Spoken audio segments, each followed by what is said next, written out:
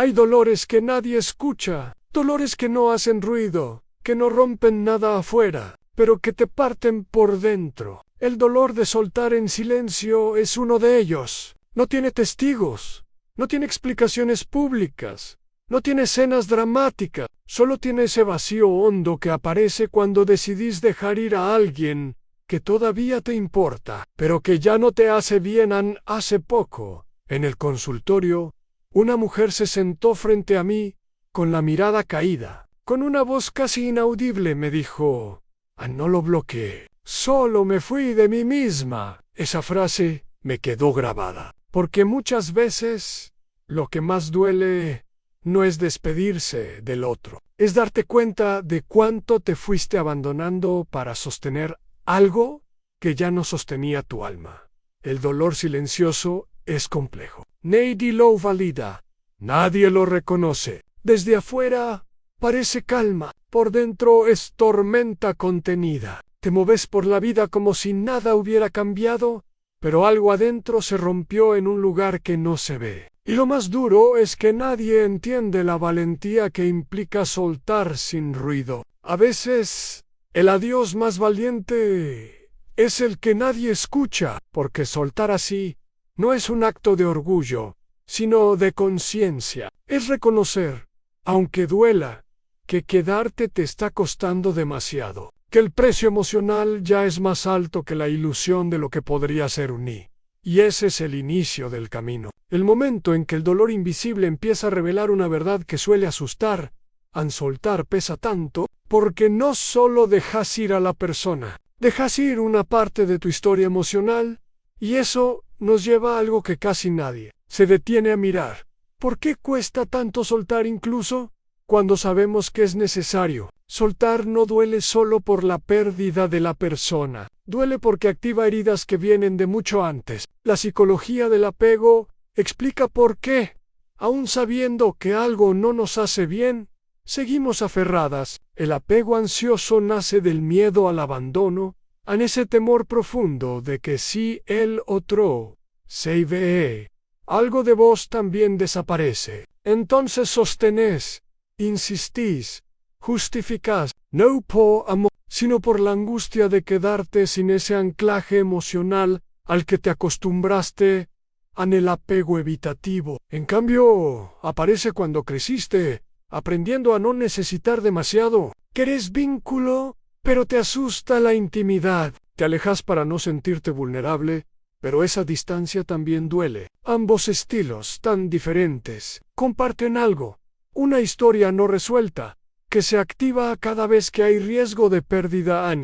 Y después está el trauma de abandono, esa marca temprana que deja el cuerpo en alerta, como si cualquier despedida confirmara una herida antigua. Ahí entra la resonancia límbica, el fenómeno por el cual tu cuerpo se acostumbra a la presencia del otro. Incluso cuando ese vínculo te lastima, no extrañas a la persona, extrañas la regulación emocional que creías que te daba. En el consultorio, una mujer me dijo una vez: no extraño a la persona, extraño la sensación de no estar sola. Esa frase revela algo fundamental. Muchas veces lo que dolería no es perder el amor, sino enfrentar el vacío que queda cuando desaparece el ruido que lo disfrazaba.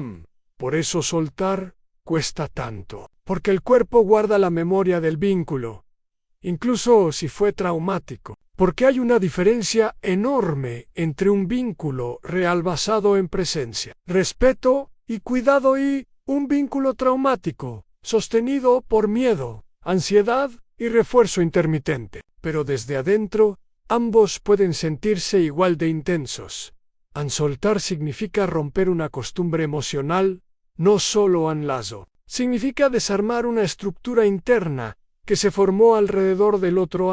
Entender eso nos abre la puerta a una verdad más profunda. A veces, lo que nos ata no es la persona, sino la ilusión emocional que construimos con ella. La mayoría de la gente cree que duele soltar a la persona, pero lo que realmente duele es soltar la ilusión que construiste alrededor de ella, porque cuando estamos involucradas emocionalmente, No vemos al otro tal cual es, vemos lo que podría haber sido, lo que imaginamos, lo que deseábamos recibir, lo que proyectamos como futuro posible.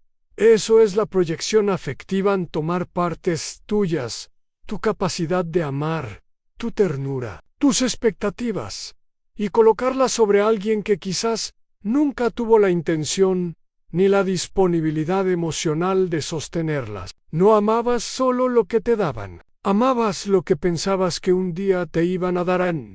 Ahí aparece el contraste más doloroso, an ilusión versus an conciencia. La ilusión te prometía que, con un poco más de paciencia, finalmente te iban a elegir como mereces. La conciencia, en cambio, te muestra que ya les diste suficiente para haberte sentido amada de verdad. Y esa revelación no es suave, es un golpe silencioso. Es darte cuenta de que lo que extrañas no es la relación real, sino la historia hermosa que tu corazón escribió para sobrevivir al vacío. Por eso esta frase resuena tanto. A veces no soltás un amor, soltás una promesa que nunca se cumplió. Hace poco, en el consultorio, una mujer lloraba sin entender por qué le costaba tanto despedirse de alguien que nunca estuvo del todo presente. Entonces lo comprendió. No lloraba por él, lloraba por la versión idealizada de él que había creado, para no sentirse sola. Soltar la ilusión es aceptar que la fantasía era tuya, no de la relación, que la mirada con la que lo veías estaba teñida por tu herida, tu esperanza, tu deseo de que esta vez fuera diferente. Y cuando sostenes demasiado esa ilusión, aparece algo aún más profundo y doloroso, el autoabandono. Ese momento en el que empezás a dejarte a vos misma para salvar un vínculo que no te está salvando a vos. Y eso nos lleva al próximo punto, donde entenderemos cómo amar puede convertirse en perderte. Hay un punto en el que amar deja de ser entrega y empieza a ser pérdida. No pérdida del otro, sino pérdida de vos misma. El autoabandono no ocurre de golpe, se instala de a poco, en gestos pequeños, que parecen inocentes, callarte para no incomodar, ceder para no discutir, adaptarte para no perderlo. Sin darte cuenta, dejas de escucharte, dejas de sentir dónde termina tu límite y dónde empieza tu miedo. Hace unos meses, en el consultorio, una mujer me dijo algo que resume esta herida de manera brutal. No sé en qué momento empecé a quererlo más de lo que me quería a mí misma. Esa es la raíz del autoabandono. No es amor verdadero, es la necesidad desesperada de ser elegida, incluso a costa de la propia dignidad emocional. La sobreadaptación es una forma de supervivencia emocional. Cambias tu tono, tus tiempos, tus prioridades, tu esencia, todo para encajar en un vínculo que nunca te pidió ser vos, sino ser disponible. Ahí aparece el contraste más fuerte en carencia versus en plenitud. En la carencia, te achicás para pertenecer. En la plenitud, te expandís sin miedo. Pero cuando el amor nace desde la herida, el cuerpo aprende a confundirse. Cree que amar es sostener, aunque duela, que querer es aguantar, aunque te apagues. Por eso, esta frase se vuelve tan viral, tan cierta, tan necesaria. No fue él quien te perdió. Fuiste vos la que dejó de encontrarse, porque el verdadero quiebre no ocurre cuando él se va, sino cuando vos te quedás en un lugar donde ya no estás. Autoabandonarse es un acto silencioso, casi imperceptible, pero profundamente destructivo. Sentís que si te mostrás tal cual sos, el otro no se va a quedar, entonces te desdibujas, te volvés sombra, y un día, sin saber cómo, ya no reconoces tu reflejo emocional. Pero llega un punto inevitable, en el que el alma dice, basta, y ese basta no siempre se grita. A veces se expresa de la forma más madura y protectora posible, con silencio. Y ahí comienza la transición. Comprender que el silencio no es castigo, es límite. El silencio tiene mala fama. Muchos lo confunden con frialdad, orgullo o indiferencia. Pero en realidad, el silencio puede ser uno de los actos más profundos de autoconservación emocional. Cuando llegaste al punto donde explicar duele, reclamar desgasta y insistir te rompe, aparece una forma distinta de cuidarte. Al retirarte, sin ruido, el silencio no es castigo, es límite. Es ese espacio que creas entre vos y lo que te hiere para poder respirar de nuevo. Es darle descanso a tu sistema nervioso después de meses o años de vivir en alerta emocional, porque en vínculos inestables el cuerpo aprende a anticipar el dolor. Y cuando finalmente elegís el silencio, no estás huyendo, estás regulando. Hay silencios que nacen del miedo. Sí, pero este nace de la conciencia, del reconocimiento de que tu energía ya no puede seguir disponible para alguien que no sabe sostenerla. Tu silencio no es ausencia. Y Stignit. A veces, autocuidarte significa no responder para no volver al ciclo que te lastima. Significa cerrar la puerta suavemente, no para que el otro sufra, sino para que vos puedas encontrarte del otro lado. Es marcar una distancia segura donde tu mente pueda reorganizarse y tu alma pueda volver a sentirse en casa al retirarte sin explicaciones.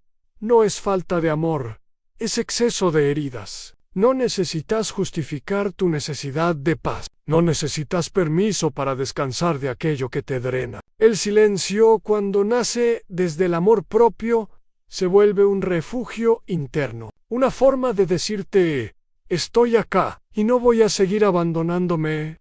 Y aunque desde afuera parezca quietud, adentro es movimiento. Es el inicio de una reorganización emocional profunda. Porque cada vez que elegís el silencio, estás eligiendo dejar de discutir con lo que ya entendiste, y ese gesto de autocuidado nos lleva inevitablemente al siguiente paso en el duelo. Ese proceso interno, íntimo y necesario, donde empezás a despedirte no solo de la persona, sino de todo lo que esa historia significó para vos. El duelo afectivo es uno de los procesos menos comprendidos de la vida emocional. No aparece solo cuando una relación termina oficialmente. Comienza cuando vos empezás a aceptar internamente que esa historia ya no puede darte lo que esperabas. Ese es el duelo invisible, el que empieza mucho antes del adiós y mucho después de que el otro deja de estar en el cuerpo, igual que el corazón, también entra en duelo. Durante un vínculo intenso, tu sistema nervioso se acostumbra a la presencia del otro. La oxitocina, la hormona de la conexión, crea una sensación de apego, de familiaridad, de pertenencia. Cuando desaparece, tu organismo siente un vacío químico real. Por eso aparece el withdrawal emocional, el síndrome de abstinencia afectiva. No estás extrañando demasiado, estás desregulada, porque el cuerpo perdió un estímulo al que se había aferrado al mismo tiempo. El cortisol, la hormona del estrés, aumenta cuando hay incertidumbre, silencio o distancia. Es la razón por la que, en los primeros días después de soltar, podés sentir ansiedad, insomnio o ese nudo en el pecho que no se va. Ahí aparece el contraste más difícil de entender en ansiedad versus calma emergente. Porque aunque al principio te invada la angustia, hay una calma silenciosa que empieza a formarse por debajo, como una corriente suave, que todavía no percibís, pero que está sosteniéndote. Sanar duele antes de aliviar. Duele porque obliga a enfrentar la ausencia de aquello que usabas como muleta emocional. Duele porque te enfrenta con vos misma, con tus vacíos, con tu historia. Duele porque te está cambiando. Pero ese dolor tiene dirección está alejando del lugar donde te rompiste hace poco. Una mujer me dijo en el consultorio, pensé que estaba retrocediendo, pero estaba sanando sin darme cuenta. Eso es el duelo. un proceso en el que el alma se reordena mientras el cuerpo se desintoxica emocionalmente. Y cuando permitís que ese duelo se mueva, sin apurarlo ni evitarlo, aparece algo que siempre llega después de una despedida profunda, el renacimiento personal, un despertar interno que te invita a reconstruirte, desde una versión más auténtica y más viva de vos misma, Anna. Hay un momento, sutil, casi imperceptible, en el que la mujer que fuiste empieza a regresar. No vuelve de golpe, vuelve en susurros, en pequeñas decisiones que antes no te animabas a tomar, en límites que por fin te salen sin temblar, en intuiciones que vuelven a levantarse después de haber estado dormidas tanto tiempo. Ese es el renacimiento emocional, no la versión fuerte que todos esperan ver, sino la versión clara que empieza a habitarte por dentro. Hace poco, en el consultorio, una mujer me contó algo que resume este proceso. Después de meses de duelo silencioso, me dijo: un día me desperté y me di cuenta de que no pensé en él al abrir los ojos. Pense en mí. Ese pensé en mí fue su renacimiento. No había ruido, no había euforia, no había victoria. Solo había presencia. Una presencia que antes estaba ocupada sosteniendo a alguien que nunca la sostuvo a ella. El renacimiento no es un regreso al pasado, es un regreso a vos. La claridad vuelve como una luz que ya conocías, pero que habías olvidado. Los límites se sienten naturales, no forzados. La intuición, esa voz suave que tantas veces callaste, comienza a guiarte otra vez. Ahí aparece el contraste. Antes perdida, Gibbs ahora presente. Antes vivías pendiente del otro. Ahora volvés a sentir tu propio centro. Antes buscabas señales para no perderlo. Ahora te buscas a vos para no volverte a abandonar, a renacer. Después de soltar, no es un acto heroico. Es un acto interno, silencioso y profundamente humano. Es darte cuenta de que sobreviviste a lo que pensaste que no ibas a soportar, que tu alma sigue intacta, que tu corazón, aunque dolido, sigue vivo, y ese renacer nos lleva naturalmente al siguiente paso, volver a descubrir quién sos sin ese vínculo que te apagaba. Es la reconexión con tu identidad. Al recuperar tu identidad, no es volver a ser la de antes. Es encontrar a la mujer que quedó escondida debajo de todo lo que aguantaste. La psicología de la identidad explica que cuando vivís mucho tiempo en función del otro, tu yo auténtico se va apagando, como una voz que deja de hablar porque ya nadie la escucha. La autoestima se desordena, tus deseos se diluyen y tu vida emocional empieza a girar alrededor de una sola pregunta: ¿qué necesita él? Pero cuando soltás, aparece otra pregunta, más profunda, más honesta, más tuya, que marca el verdadero comienzo de tu recuperación. ¿Quién eras antes de pedir permiso para existir en la vida de alguien? Esa pregunta no busca respuestas rápidas. Busca memoria emocional. Busca que recuerdes la mujer que tenía sueños propios, proyectos propios, luz propia, la mujer que reía sin miedo a que la comparen, la que deseaba, elegía, decidía, la que no caminaba con cautela para no incomodar a nadie.